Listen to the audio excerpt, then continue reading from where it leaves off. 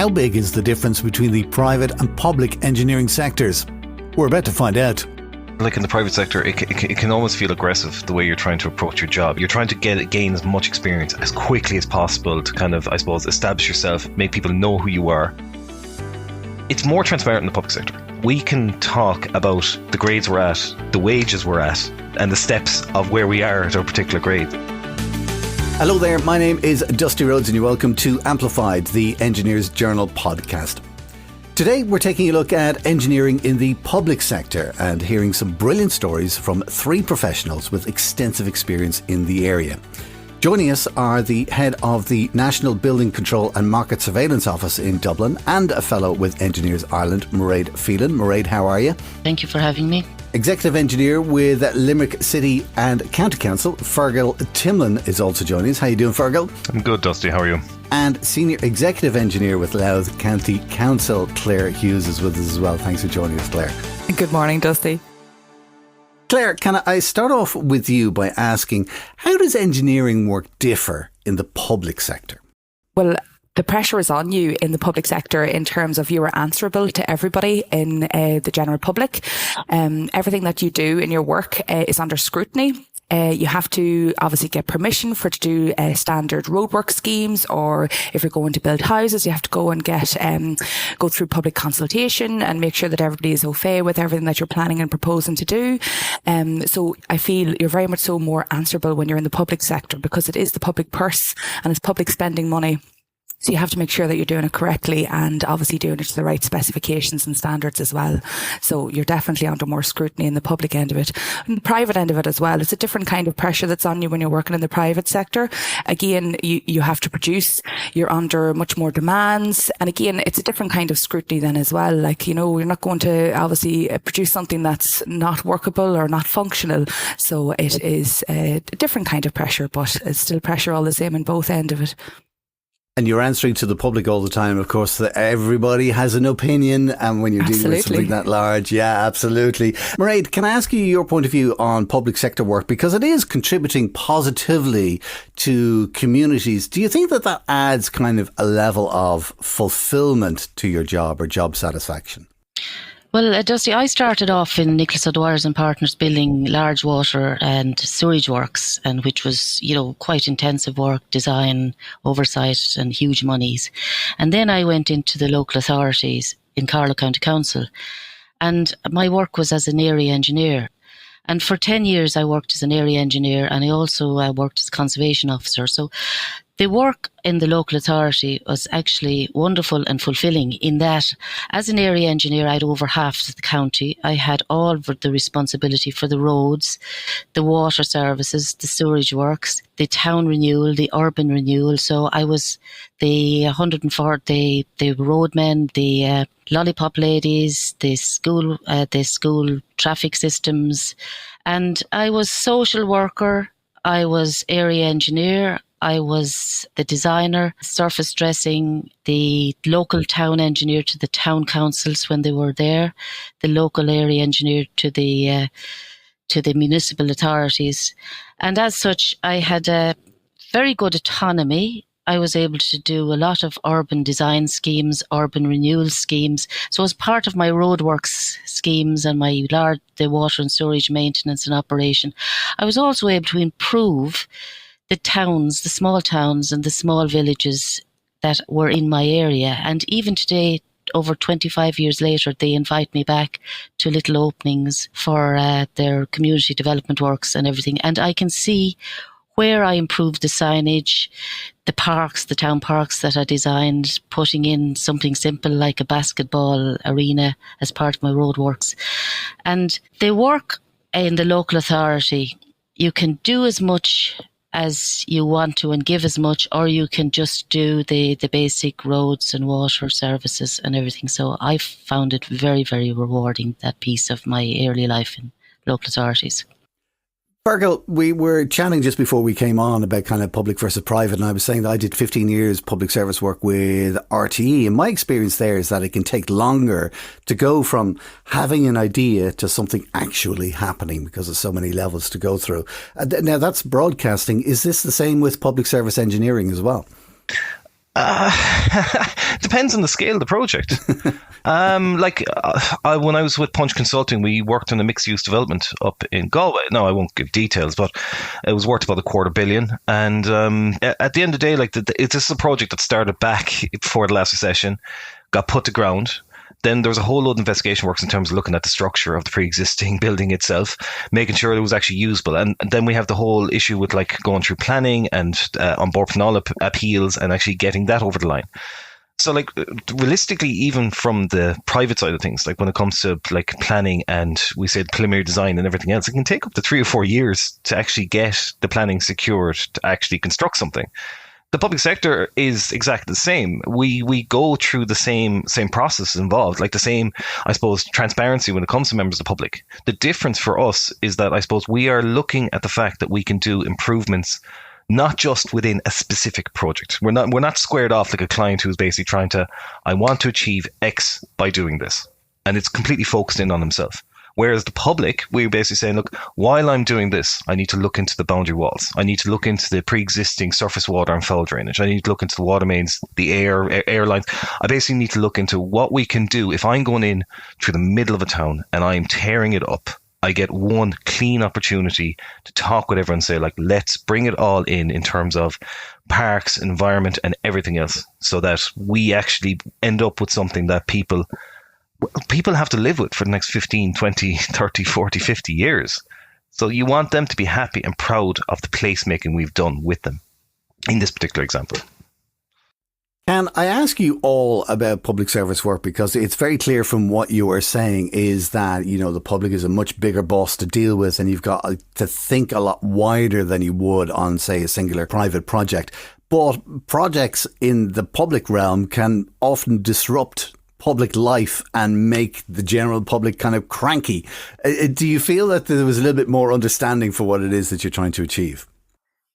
One project I worked on in Tullamore was the construction of footbridges over the Grand Canal in Tullamore and the construction of a boardwalk. And it was a very interesting project and it was a fantastic idea for the town of Tullamore. It was going to give access for different parts of the town directly into the town centre. Everything was fantastic in theory. And when it came to actual construction on site, the number of complaints, we actually had to stop the work at one stage because of the number of complaints that were coming in through elected representatives. I suppose at the time, the best way was we opened the doors in the town hall and we'd already done our part 8 and our public consultation prior to this. But when it came to actually being on the ground and the disruption to people's lives, I think the message kind of was lost in translation. So we opened the doors in the town hall and we'd invited people to come in and we met with different groups and explained this is this phase of work, this street will be closed off for this traffic management will be put in place for this. But let's look at the bigger picture here. Let's look at what the finished product is going to be. So that project finished, let's say 10 years ago. And now I was recently in the town there about a month or two ago, and the number of people that use those bridges, and they're fully accessible to everybody. It cuts off a massive amount of time for people travelling into the town centre on foot, which is what we all want to do. We want to get people out on their feet, out walking into town, and it's all about active travel now. So it's getting people and bringing the public along with you to see the bigger picture. Yes, there is disruption to your lives at the moment. There is delays, there's road closures, there is what there is, but looking at the bigger picture and what will actually be there at the end of a project, getting people to see that then as well is just as important. You've also worked on a load of other projects, Claire. There was a wastewater project you worked on in Birr. I don't know if you want to talk about that, or maybe one of the housing schemes that you've worked on. Which would be your favourite? Yeah, like Mairéad, I suppose I cut my teeth on the water and wastewater end of things, working in county councils. But I suppose one time that I look back at was the 2 years that I spent in Meath County Council in the housing construction team that was there. So I was there from January 2021 to just earlier on this year, and an extremely busy department. Everybody knows what the story is with housing at the moment, the pressure that is on every county council to deliver new housing units in whatever manner that they are going to deliver them, whether it's through direct construction, purchasing, through approved housing bodies, etc. So the 2 years that I worked there, they were the busiest 2 years of my working life, but I look back on it with such pleasure and happiness because I grew as an engineer. I got to see direct effects from what I was doing in my day-to-day work. I got to see people actually moving into houses and giving people keys to their houses. And I suppose that's one end of things that you get in the public sector, and particularly in local authorities. You actually get to see the direct influence that your work as an engineer has on the local community. So it was a fantastic learning experience for me, dealing with contractors, dealing with massive projects, massive budgets, dealing with all sorts of people, dealing with members of the public again that are obviously maybe disgruntled with regards to what you're proposing to do. And it might be a contentious project where you're building or what you're proposing to do. But at the end of the day, when you go back and look at a finished product and see how it fits in with the community, and actually seeing people coming off a social housing list that have been on a social housing list for many, many years, it definitely makes you feel very happy about your work. Tell me, Claire, what kind of advice would you have for somebody who's looking to begin their career in the public sector? I speak to a lot of people that are starting out and making decisions in their careers after maybe, let's say, doing their undergraduate degree in engineering, starting in a local authority. A lot of people probably maybe have mixed views or mixed opinions about what working in a local authority is. It is such a fantastic and varied career. I've worked in local authorities for over 17 years. I did 6 months in the private sector, but I always knew I wanted to work in the public sector, so I've been working in councils ever since. My advice is that coming in as an undergraduate, you think you know everything in life. We all think at 22 or 23 we know everything in life, but you don't. You've got the bare essentials of knowledge in engineering when you graduate from college. You go into local authorities and you are moulded into a very well-rounded engineer with a great broad knowledge. You get to work with a wide variety of people, and your people skills become so developed. You get to develop your management skills and your leadership skills then working as well. There's fantastic graduate programs where take you in and you get to work, as I said, across housing, water, wastewater, road design, placemaking, all these different departments that are in county council. So I can guarantee you that it will never be a boring career. It's very varied and exciting, and it is what you make of it. Every career is what you make of it. Fergal, can I ask you also about projects that you've worked on in the past? Is there any one that you're particularly proud of? I suppose the one that I'm currently working on that we're nearly actually out to tender on is the Abbeyfield Public Realm Scheme. It's a national road running through the heart of Abbeyfield, which the N21 basically connects Kerry to Limerick. So you get a significant amount of traffic going through there every day. I suppose one of the feelings that we do when you work inside the public service is that when you're looking at your towns and villages and such, you want to get speaking with the people so that they don't feel like they're getting left behind. Abbeyfield, I think there was a kind of a feeling that they're starting to get a little bit left behind. Now, there's a myriad of issues here in terms of social issues and cultural and economic issues going on in the background, but we were finding that basically a lot of the younger generation was moving out to Abbeyfield and moving into the cities or moving abroad, which, as you know, we all grew wings at one stage and we all left. So I suppose some of the buildings, some of the commercial buildings, they're starting to kind of shutter up. So I think we're looking at this as kind of an opportunity for Limerick City and County Council to actually put capital investment into Abbeyfield to change it from, we'd say, a true road associated with the national road into a place of its own making, a place that I suppose people can stop off and do a little bit of a shop and take a break, charge your car, go for a cup of coffee, kind of peruse the streets, so it's a significant investment, and it's over the course of nearly 1.5 kilometres, which is basically the town itself. What you're saying there about meeting the people, it was amazing to kind of slowly but surely speak with the individuals on the street. We also have technical advisory groups that we'd say and the Abbeyfield Community Council. So there's a lot of engagement with the public that I think people sometimes don't see. And I think that's what happens when you're looking in. When you're looking in and saying, look, the council is jumping in to plough something into the ground. They haven't spoke to anyone. They haven't interfered, but there has been significant conversation every step of the way to make sure that they're happy with everything that we're providing. Can I ask, after doing all of that then, what takeaways did you get from talking to people that changed the way you think? I suppose sometimes we forget that I'm looking at these drawings and specifications, and I'm looking at kind of the work schedules and I suppose engagement consultants, and it's constant. This is something that's pouring through my head all the time. I suppose in the engineering world, what we call is just shaving time. It's when I wake up in the morning and I'm kind of having a quick shave. There's problems that I'm going through that I'm trying to resolve so that when I rock into work, I can say, right, this is how we're going to face this. Meeting people, sometimes we do forget that they don't necessarily have the same kind of base of knowledge that we're jumping into it. So we're kind of saying this is what we're doing. These are the figures that line up for what we want to do. Here's the calculations behind everything that we're doing. And that's all well and good. But not everyone who you meet wants to go through the minutiae, who wants to go down to the piecemeal justification and cost estimates that come into all of this. Sometimes they just want to know, like, what is this like for the people who live on this particular street? There's a community of us who live in 10 houses up this side of the road. We've been a community here for the last 40 years. What is it you're trying to achieve, and how does it help us? Like, it's even tiny little things. Like, I remember we were looking at a particular section of the road, and we put in a pedestrian crossing, and we moved the pedestrian crossing a couple of times, and we finally found that we just put outside the pharmacy. And I was going down and I was kind of having a word with the people here about the footpath upgrades and the different kind of, I suppose, landscaping we were doing. And it completely jumped off the page. And every time, oh my God, we've been looking for this pedestrian crossing for 20 years. Oh my God, it's finally here. Oh, thank God the council stepped in and given us pedestrian crossing.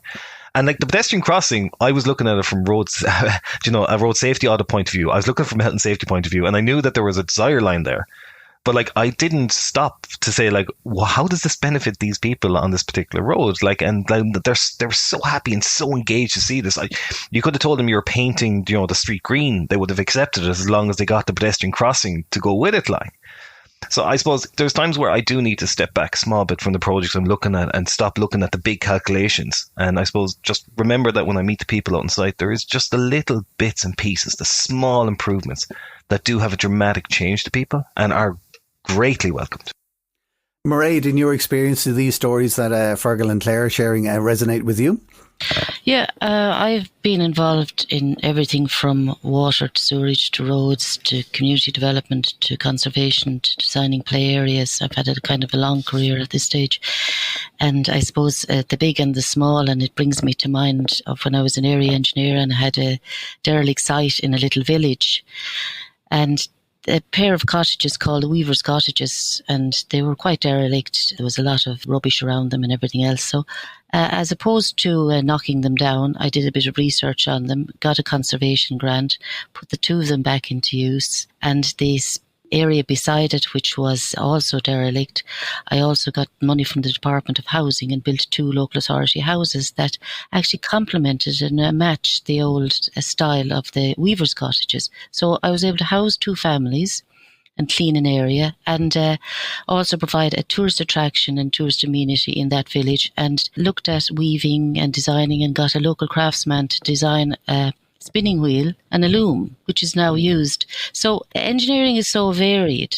And then I can take you then to going to Fergal and being involved in the M50 motorway design and doing the Coolock interchange rehabilitation works and Rathcoole Bridge together. So really, I suppose the way I look at it is our work is public servants of the people, making life better everywhere we go by using our innovative design and problem solving skills to actually make life better. And that is in itself is very rewarding. And during the boom times, I was often asked, why didn't I go and get a job and loads of money? And I think the fulfilment of actually using your design, your innovation, problem-solving skills to actually do the small things really well and make life very much better, or do huge, big M50, Rathcoole, they were huge jobs. It can be so varied, and you're not confined to one thing. And community engagement, what the people want, what communities want, and how you can deliver it and solve that problem. And sometimes you are there and it's like you're looking at the wider thing. So you have at your hands a different service delivery areas that you can access to actually bring a project to completion without having to go back at it again and dig up the road again. It sounds like it is very rewarding, and it's coming across very clearly from all of you that it is incredibly rewarding work, and you can actually walk around in your localities and go, I helped improve that. And you can see people enjoying the improvements. But can I ask you just kind of about yourselves and your own careers and promotion? Because, we all want to move up and we want to improve in careers. And I just want to ask you about that. Claire, you've got 17 years experience with local authorities. What does career progression look like in the public sector? Well, there is different grades that you sort of work in. So you come in as a graduate. I started as a graduate, and then I moved to Offaly County Council as an assistant engineer. Then I moved back to Monaghan County Council as an executive, and then I went to Meath as a senior executive, and Louth now senior executive again. So there is a progression progression, a very clear progression layout there in place in local authorities. You know, you come in and you have to be moulded into a good local authority engineer. You can't just jump in and expect to be management or leaders from day one. That takes a bit of time. You have to cut your teeth. You have to get the knowledge, not just the technical knowledge, the knowledge of dealing with members of the public, dealing with the statutory processes that are in place, dealing with your fellow colleagues. And the way that works is you need to give yourself time, but to have the opportunities for career progression is there. It's there for the taking for everybody, and that goes for any career, but in particularly in local authorities as well. It's a very clear sort of layout of how you can progress your own career. And if you are hungry for it and you're hungry to learn, the opportunities are there for you. Fergal, you've got a bit of a taste of both moving up the ladder. Do you find that kind of, more structured way of climbing up the various scales is better in the public service, or did you kind of prefer the more promotion side of things with private? Look, I suppose, like in the private sector, it can almost feel aggressive the way you're trying to approach your job. You're trying to gain as much experience as quickly as possible to kind of, I suppose, establish yourself, make people know who you are. You're always looking for the biggest possible schemes with the biggest names, so that you're kind of like, when you come back to your company, you're like, okay, I've done 2 years of this now. I want to be technical director. Bang, I've done 10 years of this now. I want to be director. You're constantly kind of, you're pushing yourself all the time. In the public service, when it comes down to it, yes, there is the same ticks to say that you have the experience and you've gone through these different projects and you've kind of, I suppose, looked at the different structures involved when it comes to public procurement itself. Now, that's a big thing that you do not do in the private sector. There's a whole host of procurement guidelines and such where you have to build up quite a repertoire of information before you kind of make your way through the myriad of procurement itself. But I suppose it's more transparent in the public sector. I'll be honest with you. Like, we can talk about the grades we're at, the wages we're at, and the steps of where we are at our particular grade. It's much more open. So, like, you're not afraid about talking to your wages with your colleagues. And when you look at the terms of kind of advancing yourself, you know that there's interviews going to come up. You look at what they're looking for in terms of experience. You apply for the jobs. A lot of what we do, particularly once you get to kind of senior exec kind of grade and up, you're doing it through PASS anyway, which is a centralised body up in Dublin. So you know that when people are assessing you and looking at you, they are looking at the merits of who you are and your experience and what you've achieved throughout your career. Whereas in the private sector, it can be a little bit more cutthroat in terms of the politics that may be taking place in the background that may not be spoken about as openly as we're willing to say. Ah, interesting. So there's more politics in the private sector than there is in the public sector, because the public sector is clearer and more open. Is that what you're saying? Depends how you define politics. So let's not go there then. Yeah, let's not go there. Listen, Mairéad, can I ask you, because your career path is slightly different from Claire and Fergal. You're now the head of the National Building Control and Market Surveillance Office. How did you go from all the projects and stories you were telling us earlier into that particular position? How did your career lead you there? I suppose I've always followed the projects rather than the career. I've never followed the career straight line up, and I could have done it, and I have purposely not. I follow projects. I follow projects that interest me. And if you look at, I was in the private sector and I was a senior resident engineer and senior designer, and I took a pay cut for an area engineer. I see myself as an engineer first and foremost, and a problem solver and a designer. That's all I ever wanted to be. Even as a child, that's all but nobody ever told me that it was a totally male-orientated profession until I walked into UCD in Terrace for Terrace.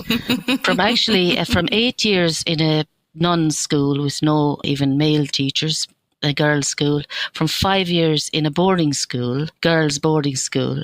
And I remember walked in a little bit late the first morning in Terrace for Terrace, and I was looking up and I'm thinking, this is interesting. I never thought to ask, and I had an uncle, an engineer, never dawned on me. I just saw a guy building a bridge one time, and he drove a lovely car, and I was hooked. But in any event, I'm head of the National Building Control Office, and how I came there really was pyrite in Fergal was a serious issue. And I was tasked with dealing with people that were suffering the adverse consequences of their floors heaving because of an impurity in the underfloor fill. And meeting people who live in houses, ordinary people, these are not people that bought second houses, and the suffering that they were going through actually did affect me. And I came back And I looked at the building control system, and I looked at it in conjunction with the chief executive at the time, and said, actually, we haven't got enough oversight here. We need to do something.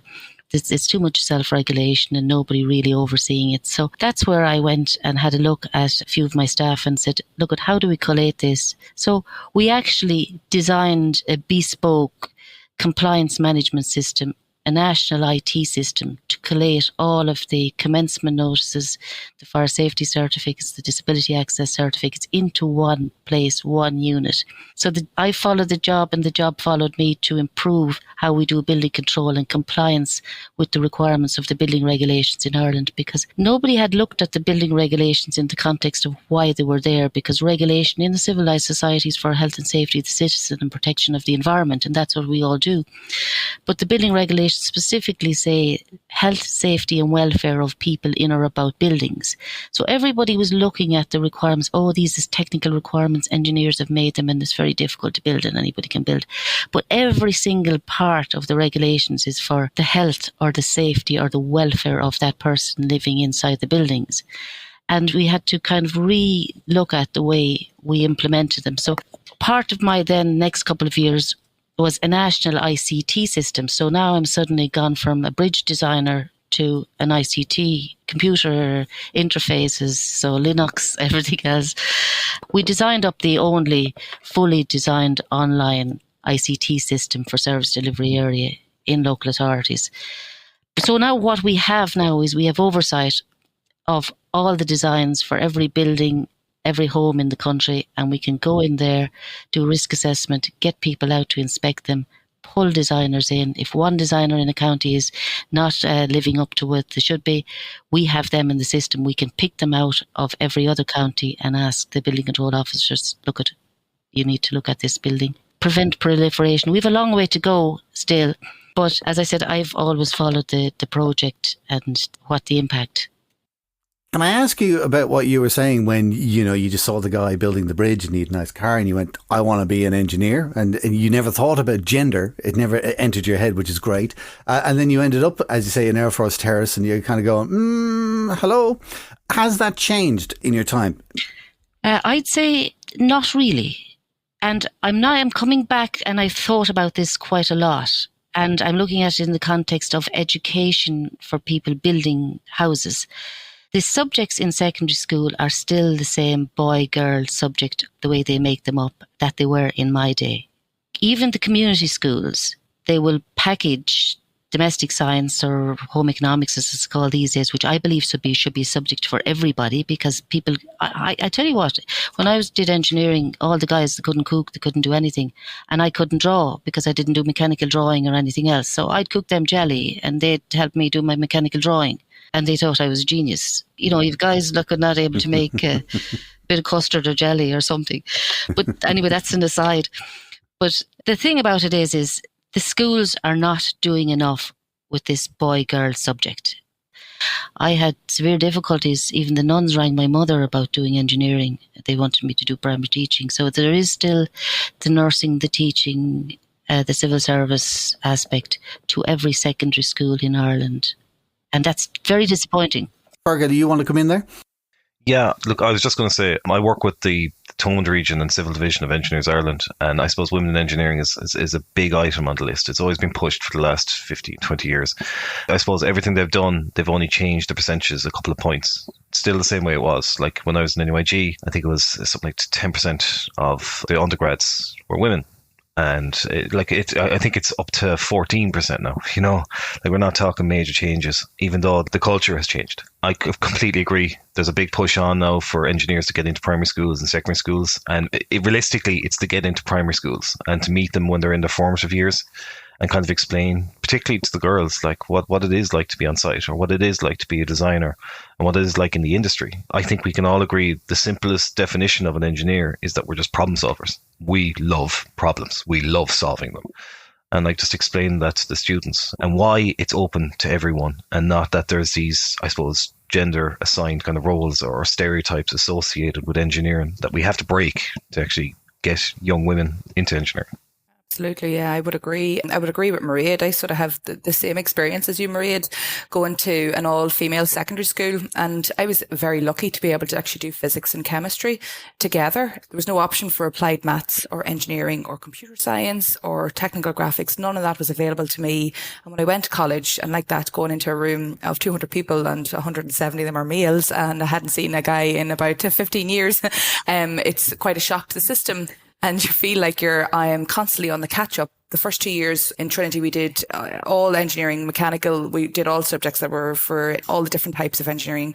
And you constantly felt like you were on the catch up all the time, because you were in a class with students that had done technical graphics, that had done all these other different subjects that were available to them.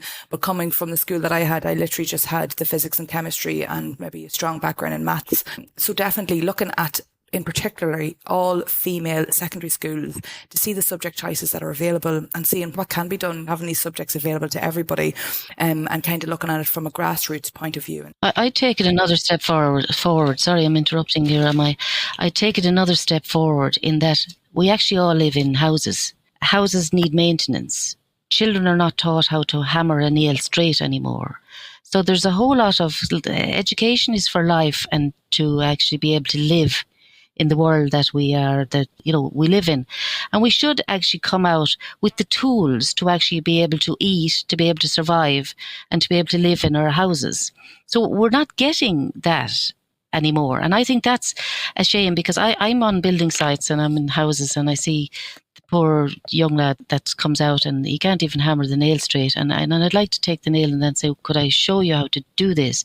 And then I look at nice brickwork and I'm thinking, that actually would be a lovely job for a boy or a girl, because the bricks are light, but they're not exposed to it at an early enough stage. And I think every child loves a brick to play with. Every child loves Lego. I've never met one that doesn't. I've never met a child that doesn't love the box that the stuff comes in, the doll comes in. They want to play with the box. So why are we not bringing that along through the schools? We've kind of headed in the wrong direction, I think. I need to go back to teach. I love this because we're straight into what engineering is all about. We have come across a problem. We need more women in the industry, and why aren't they in there? And Mairéad has got some brilliant ideas. But I'm wondering, what do you think for this particular problem? What would you suggest as a fix? I'm thinking back of my own experience. Career guidance is also an element in school that I found, like Mairéad was saying there, when I mentioned engineering to my career guidance counsellor, it was an older lady, she was a nun. She was like, what is that? She got her prospectus down and she was like going through the pages going, what is engineering? Again, she was pointing me in the direction of nursing or primary school teaching. That seemed to be just what we were meant to do or whatever, So career guidance is very important. You have to recognise that everybody has so many different talents, so many different areas where they will flourish in. And I suppose maybe making sure that you've a very strong element of that in the school then as well would be very important. And Fergal, any quick fix from yourself? Yeah, I'm a firm believer in placement programs. Now, I know not every student is going to have access to kind of the year or the 6 months to actually undertake these placement. Like, a good example for me is that my family, my father and most of my uncles are engineers. My mother is a town planner. So I've always had this background that I kind of wanted to kind of fit into that role in construction itself. So I wanted to be a civil engineer. I wanted to be a civil engineer since I was 7 years old. When I did my first year in college, my father met me after I got back off the bus and said to me, right, Fergal, what is a civil engineer? And I went, I don't know. So after all this ambition, all this passion to become a civil engineer, I actually didn't know what it meant to be one. Because, like you said, you can't just read a prospectus or read a summary of what engineering is and go, okay, that's what I want to spend the next 50 years of my life doing. It's something that you have to jump into. So I took a year out of college and I worked for a construction company, Brian McCarthy. So yes, it was tough. It was long hours. It was constantly up against in terms of resources and making sure we'd managed and time and everything else. And I absolutely adored it. I loved it. And it just ignited the fire inside me even more to get back into college, to get through college, to get out in sight itself. So for me, if I hadn't done that taster, there was a potential that all this time I'd spent convincing myself I want to be a civil engineer, would have done 4 years of a degree, came out of it, hated being on site, hated being working inside an office doing the designs all day, and maybe went off and being an accountant. But I would have thought I've wasted 4 years of my life. So for me, like, I've seen it when I have students inside the offices, if we've undergrads working with us, like, I love spending time with them explaining what we're doing and why we're doing it. I love bringing them out on site so they can actually see it. So, like, I think a big one for me is that if you can get them for even 3 months inside a placement program, you can give them amazing perspective on what we actually do and why we want people to do it with us. Well, I have to say, from speaking with the three of you on the podcast today, the passion that each of you have for what you're doing, and all of you have been in the career for, you're not beginners, shall we say. It's great to see that you still have that passion. I love that. And the satisfaction that you're getting from working kind of on the local end, the more public end, and being able to walk around, I think it's amazing. It's been a real eye-opener for me and just absolutely brilliant. And then we came up with loads of great ideas to fix a problem. So this has been the perfect engineering podcast as far as I'm concerned. Mairéad Phelan from the National Building Control and Market Surveillance Office, Fergal Timlin with Limerick City and County Council, and Claire Hughes from Louth County Council. Thank you all for joining us today. Thank you very much. Thank you, Dusty. Thank you very much. If you'd like to find out more about Fergal, Mairéad and Claire and some of the topics that we talked about today, you'll find notes and link details in the show notes area on your podcast player right now. And of course, you'll find more information and exclusive advanced episodes of our podcast on our website at engineersireland.ie. Our podcast today was produced by dustpod.io for Engineers Ireland. If you'd like more episodes, just click the follow button on your podcast player to get access to all of our past and future shows automatically. Until next time, from myself, Dusty Rhodes, thank you for listening.